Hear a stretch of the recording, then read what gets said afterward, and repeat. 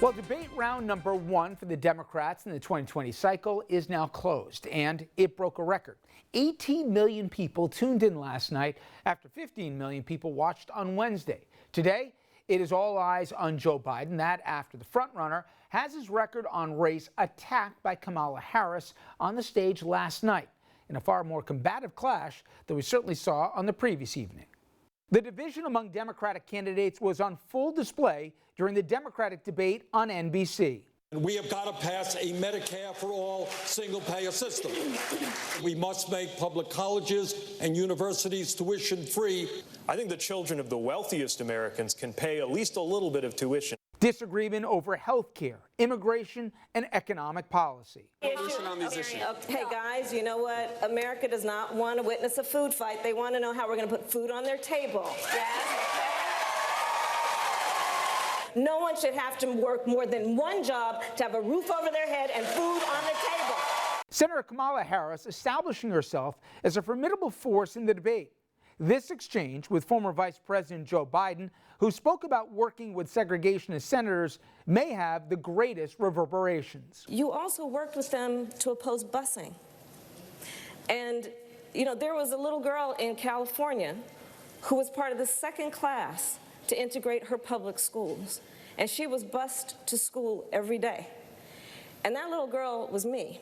Biden not backing down, forced to defend his record. It's a mischaracterization of my position across the board. I did not oppose busing in America. What I opposed is busing ordered by the Department of Education. A generational split on display throughout the night. Joe Biden was right when he said it was time to pass the torch to a new generation of Americans 32 years ago. So where is Joe Biden after last night's debate? Will the exchange he had with Kamala Harris hurt him big time in the polls and tarnish his image as the best prepared candidate to knock off Donald Trump? For that, we turn to a Biden backer, Patrick Murphy. He's a former congressman from Florida. He's also a former Republican who switched parties back in 2011. Congressman, I appreciate you making some time for us tonight. Thank you. Thanks for having me. You know, last segment, we just spoke to Ed Rendell, former Pennsylvania governor, head of the DNC. And you don't have to read too much between the lines to say he's a Joe Biden fan. Certainly, their paths crossed when the senator was in Delaware quite a bit. That said, even he acknowledged that Senator Biden did not have a good night last night. I know you're a supporter of the vice president's candidacy, but do you acknowledge as well that there was a couple moments that he wished he had back? No doubt about it. I'm sure there were some things he would like to have a do-over on, but what we saw, what was someone with a lot of experience. He didn't, lose the debate by any stretch. There were just some things he could have done better. And a lot of candidates, which is very, sort of common in a scenario, in a layout like this, that had moments planned. They had these moments teed up. Eric Swalwell had that moment teed up. That was rehearsed. Kamala Harris had that moment rehearsed. When you're the front runner, you often aren't thinking of those same moments.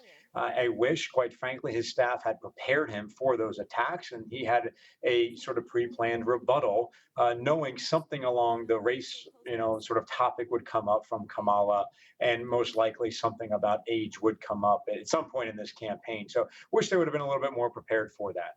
And to me, I think most Americans could have gotten their arms around, hey, 40 years ago and today, this is a different country. We all changed. I mean, he could have pointed, I'm sure, to Harris and said, I go back to your time as a DA or an AG in California. I'm sure if we looked at everyone you sentenced and all the policies that were in place, including 3 strikes, you probably would have done things different. I was surprised, Congressman, there was none of that. He was on his heels on a couple different exchanges for stuff that was totally foreseeable. I think we should all be expected to sort of grow and learn and evolve through the course of our lives. And I think the vice president had every right to say that things have evolved, and he's done the best he could with the information he had at the time. And he could, in essence, do sort of a mic drop at the end of that moment and say, the president of the United States, Barack Obama, wouldn't have picked me to be his 2-term vice president if there was any question about where I stood on these sorts of issues. And then I was a champion for him time after time. So There's no doubt I think he could have done that. I mean, heck, look at, Mayor Pete. We're not going back 50 years with his, quote unquote mistake, but he acknowledged that he could have done a better job just, weeks and months ago. And even he admitted that. And, I think it could be case closed for him. Move on to the next topic. I wish the vice president would have done that as well. The one thing, though, that supporters of Joe Biden may acknowledge is it may not have just been a bad night. Reportedly, people close to the vice president said, don't go there when discussing how you can work across the aisle to bring up and defend Republican senators, that certainly were on the wrong side of history on segregation issues, and make a point here that you were able to work with them. So it wasn't just a slip. He reportedly was counseled against it and said, I know better, I'm going there anyway. Is that a concern? I mean, we all know, sometimes it works out for him. Look how we got to gay marriage in this country. He accelerated the process by, on an unscripted moment saying we should let same-sex people get married, and then the administration caught up to it and all the rest. But a lot of times he can stick his foot in it. Is he willing to listen, you think, to guidance? Politics is this strange sort of art form combined with science, where there's a certain amount of polling and a certain amount of data that goes into this, and sort of traditional knowledge that the campaign staff is always going to be very conservative with any candidate that's out there. I'm sure Donald Trump, the president, faces this every second of the day with his team.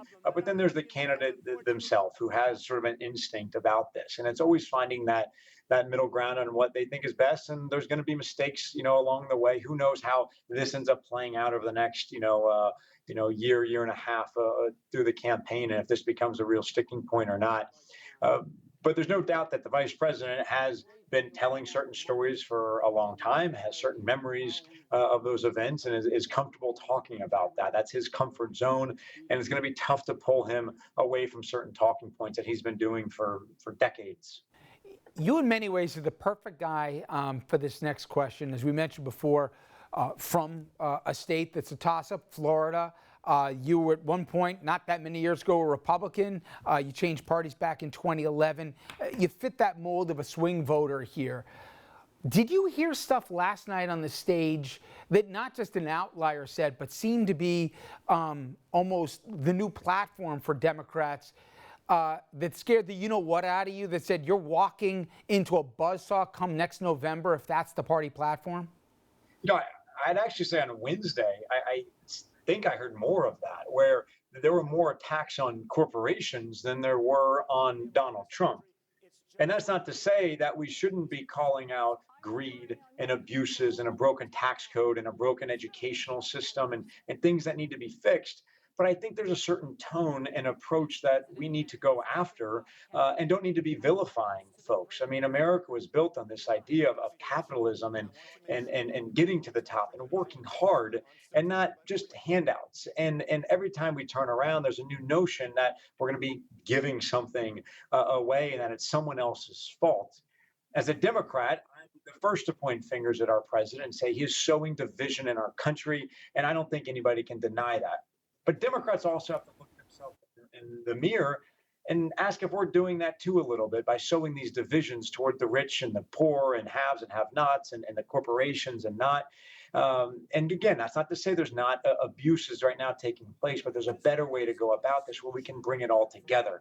And if Democrats are going to win in 2020 at both the federal, the state, local level, they're going to have to target those small business owners, right? The little corporations that are creating jobs in this country, and don't vilify them and don't cast everyone in the same stone. So I think there's a much better way to go about this. And if Democrats want to win in Florida and other swing states and win swing voters, they're going to have to get that messaging right. Well, I appreciate you spending some time with us, Patrick. Thank you so much. Thank you.